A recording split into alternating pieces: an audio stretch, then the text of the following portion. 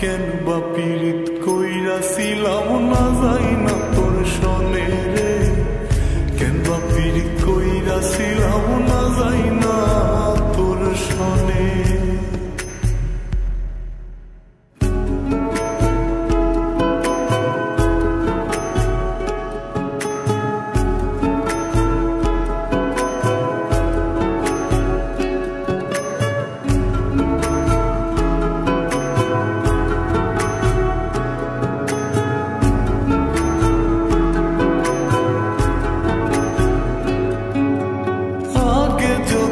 জানতাম রে তোর এমন আচরণ,